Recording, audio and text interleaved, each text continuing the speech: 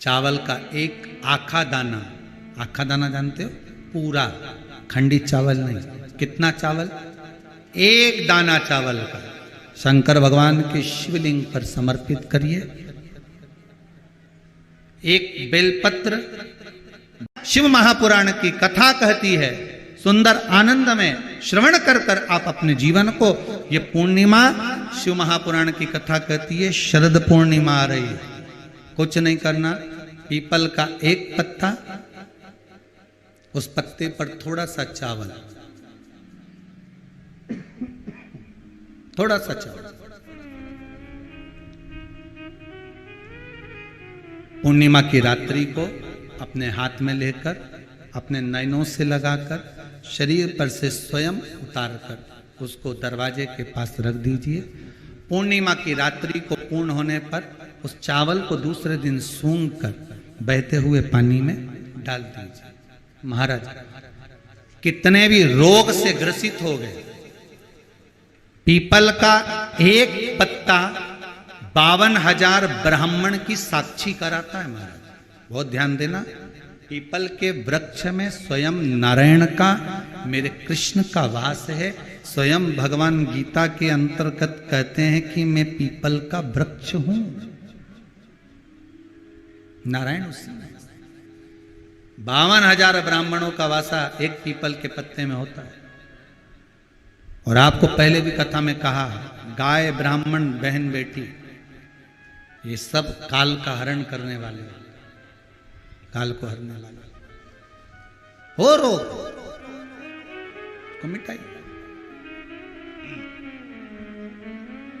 शिव का स्मरण करो। पूर्णिमा के दिन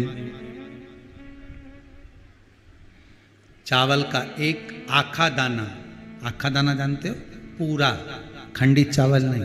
कितना चावल? एक दाना चावल का शंकर भगवान के शिवलिंग पर समर्पित करिए।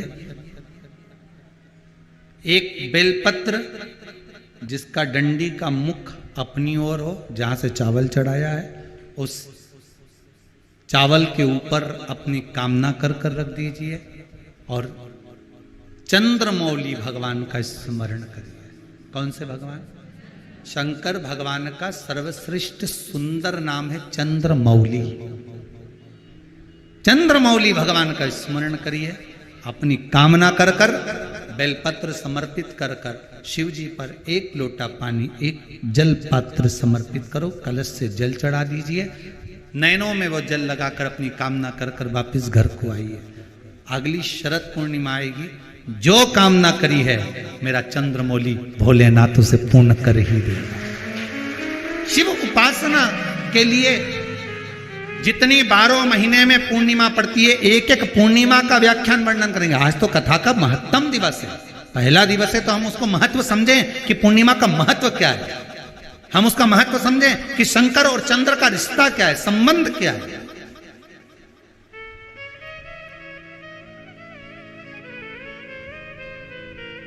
भगवान ने जितनी पूर्णिमा बनाई है, जितने नक्षत्र बनाए, जितनी घड़ी बनाई, जितना फल बनाया, जितना समय बनाया, ये शंकर भगवान ने जो बनाया ये गलत नहीं बनाया, श्रेष्ठता के लिए बनाया, जग के उद्धार के लिए, संसार के उद्धार के लिए बनाया। अब उसका प्रयोग आप करें ना करें ये आपके ऊपर है। आप उसका प्रयोग कर रहे हैं ना कर रहे हैं आपके ऊपर, पर जो बनाया है मेरे भगवान ने,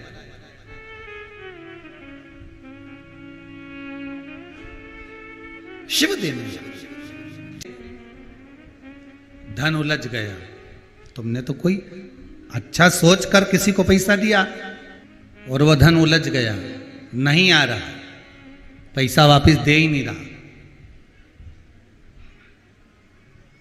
बेलपत्री के पेड़ के नीचे, बेलपत्री के वृक्ष की 2 थोड़ी सी बाहर निकली हुई छाल को देख लो। बेलपत्री के वृक्ष की छाल, उस छाल पर कच्चा जो सूत होता है, धागा होता है ना, कच्चा धागा, सफेद कच्चा सूत, उस धागे को बेलपत्री की छाल पर 7 बार घुमा लो। चारों तरफ मत घुमाना, नहीं तो चारों तरफ धागा लेके घूम जाओ। बेलपत्री का जो वृक्ष होता है उस वृक्ष की छाल पर 7 बार घुमा लीजिए। ये केवल शरद पूर्णिमा का ही उपाय है, इसके बाद नहीं करना है इसको, केवल एक ही दिन होगा। बेलपत्री की छाल पर उसको घुमा लीजिए 7 बार घुमाकर, जब वो जनेऊ की तरह हो जाएगा ना उसको उतार लीजिए। बेलपत्री के वृक्ष के नीचे घी का दिया लगाइए, हाथ में उसको रख लीजिए। जिस व्यक्ति को तुमने धन दिया और वो उलझ गया, नहीं दे रहा, पैसा पहुंचा नहीं रहा है, उस छाल पर जो धागा आपने लपेटा है श्री शिवाय नमस्तुभ्यम का स्मरण कर कर बेलपत्री के पेड़ के नीचे कुंदकेश्वर महादेव का नाम लेकर उस धागे को शंकर भगवान को छुआकर महाराज माता पार्वती के चरणों में ले जाकर छोड़ दीजिए। अब विनती कर कर छोड़ दो और निवेदन कर दो, माँ मेरी इतना धन है, इतना पैसा है, विश्वास कर कर मैंने उसको दिया था, वो नहीं दे रहा, माँ से निवेदन करो।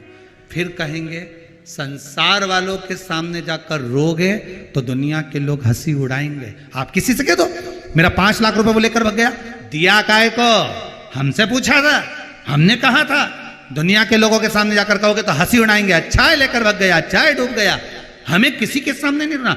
द्रौपदी के 5 पुत्र जब मारे गए तो द्रौपदी किसी के सामने जाकर नहीं रोई। द्रौपदी अगर रोई तो परमात्मा के चरणों में जाकर रोई।